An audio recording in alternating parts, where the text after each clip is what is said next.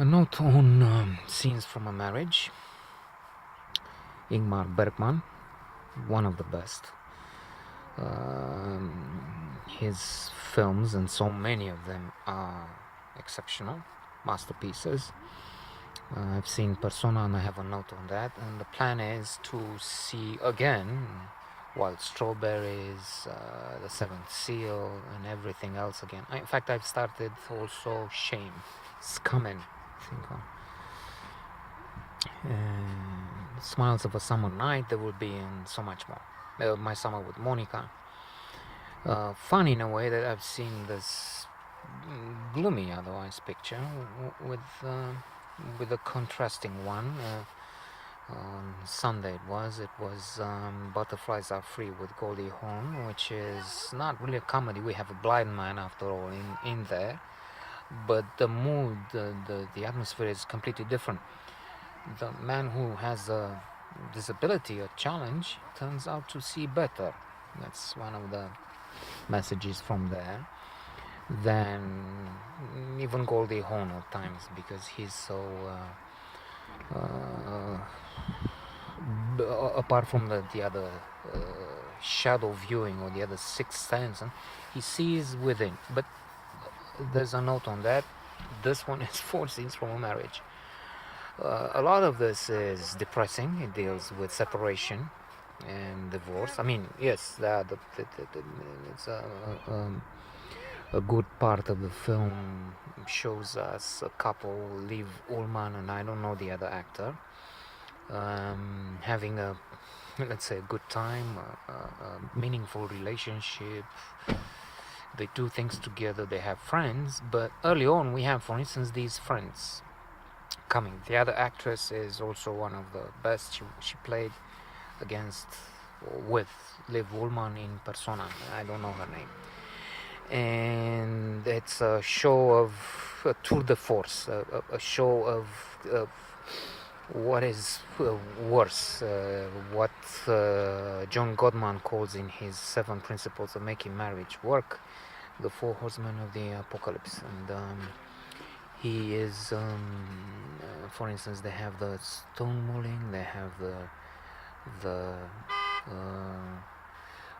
criticism, defensiveness, and contempt. All 4 are present, and they have accusations, and even the details are mean and petty. So what do you suggest? You let me with property here so that I pay those high taxes and they take all the money from me, or you want me to take that boat and then to Italy, and you do what you want, and he's so mean. And as I said, contempt, accusations, aggressiveness, less stonewalling. I mentioned stonewalling, but it's because they both get involved in the other 3, so there's no silence full of meaning. And then after this, our couple, if you will, the protagonists, the heroes, the Liv Ullmann and her character and her husband have the shock. I mean, she has the shock of finding out that he is in love with a woman who's 23 years old, I think. And he says, look, it's been going on for some time. I know I love her, so I'm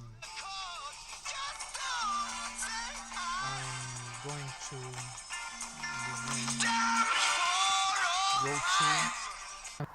go to Paris with her, and we'll see. How can you do that? She's trying. This becomes a little comical, even if it's really tragic. She tries to grab him. No, stay here. And then he comes back. He talks about the fact that he is not having perhaps the best time with this woman, a young one.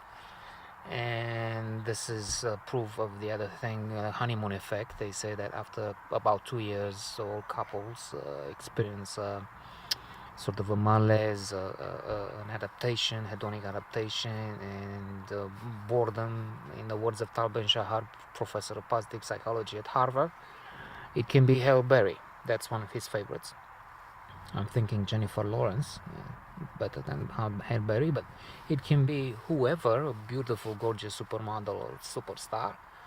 And after 2 years, you wish it was someone else. Well, of course, that's a reason for divorce and so many separations. That's one of them.